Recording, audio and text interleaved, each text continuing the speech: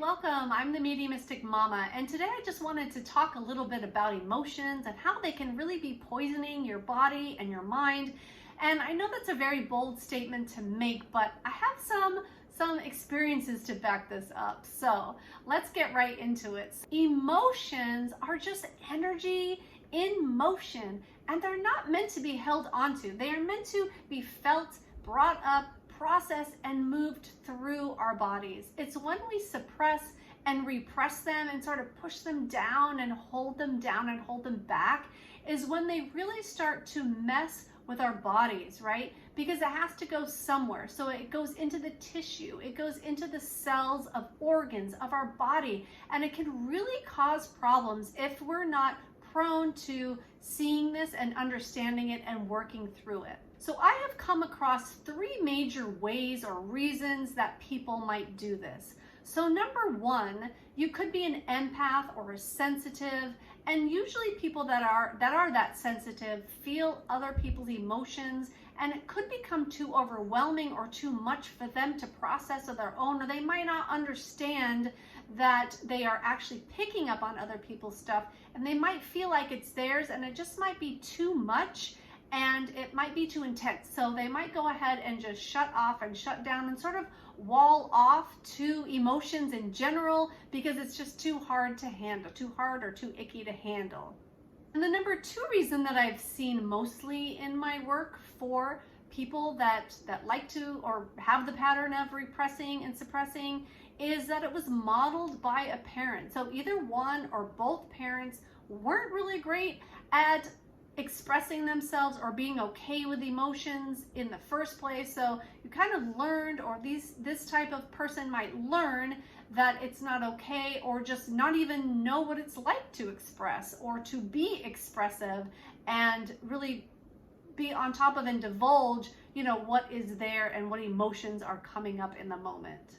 And I want to actually give an example of this one because I worked with a client in the recent past that was modeled by a parent that, the parent was very stoic and really kept things to themselves and wasn't really expressive. Like there was a lot of love shared, and there was a deep connection and a deep bond, but there wasn't any real sort of expression or talked about deep feelings. So my client really learned to suppress everything and learned that it wasn't okay through different experiences in his life, that it wasn't okay to feel anger and it wasn't okay to express it when it comes up. So he really learned to push that stuff down, and he came to me he had just found out that he had stage 4 cancer, and it had spread to some different parts of the body. But the main area that it was in was his liver, and it was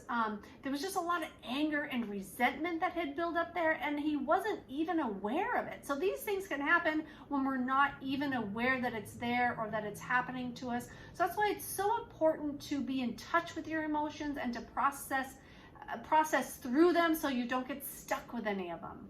And it was so interesting. It really hit this home for me because when I was talking to this client, he was actually very young. He's in his 30s and had this really heavy diagnosis.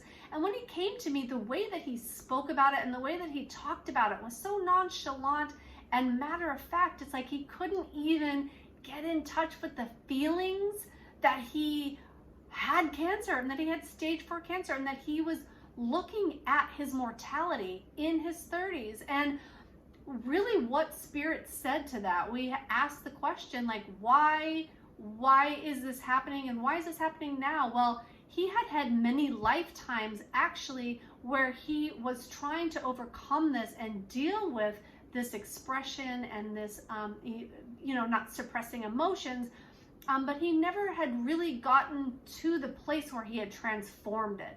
So he was given an opportunity, and this was seen as a wake-up call for him. This was a wake-up call in his life, and it was happening early enough in his life to where he could really learn the lesson and handle it and move on from that, to really be able to open himself up and open his spirit up and open his life up to this really great, beautiful life that is waiting for him. And this guy, he has a lot going for him already, and he has a lot of things. Like, if you looked at his life, you would think he had a great life, which he does, but there's that emotional component that was missing. So Spirit said this is a wake-up call for him. This is an opportunity for him to move through some of this stuff so that he can go on and live the rest of his life to his fullest potential. So he's doing the work so that he can not repress those emotions and really come to terms with the things that he wasn't willing to look at before.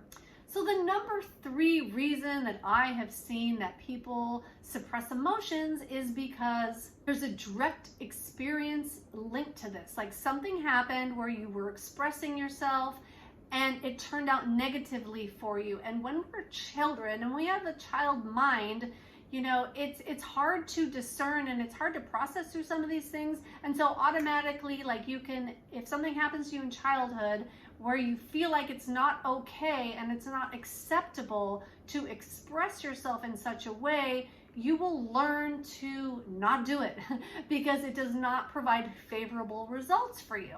And I'll give you an example for this with myself. So when I was little, I was a really innocent child. Like, I was sweet and innocent, and really I could do no wrong. And I'm not just saying that, like, my parents would say that about me, but I was like 6 years old, and I remember I was talking to my mom, and I must have been expressing that my dislike for something, because my dad, out of the blue, and he had never laid a hand on me before, but he slapped me right across the face, and it shocked me. I was like 6 years old, and I was shocked because I had never been in trouble. I'd never done anything really wrong, and here I was just in shock and dumbfounded that whatever I said, and I don't even remember what I said. That's the part of the shocking part too, is like, I didn't even know what I did wrong, and here he was scolding me in such an extreme way for my life, for what I had been experiencing before that. So I thought that I must have done something so terribly wrong, and that it wasn't okay to express my feelings towards another person if it was not positive. So I really had to work through that later in my life to be able to express myself. And honestly, I'm currently working on that in relationships, to be able to continue to, be able to express what I'm feeling in any given moment, and to feel safe with that and to feel okay. So expressing emotions are such an important thing in our life for a lot of various reasons. So don't let those stuck emotions poison your body or your mind. Work through them and find safe, healthy ways to do that. And just some quick examples could be beating a pillow, screaming in your car, doing things where you can get stuff out and really get in touch with stuff and still be in privacy. Okay, so there are ways to handle things. So I wish you all the best, and I wish you mental and emotional healthiness. So thank you so much for watching this video. Bye now.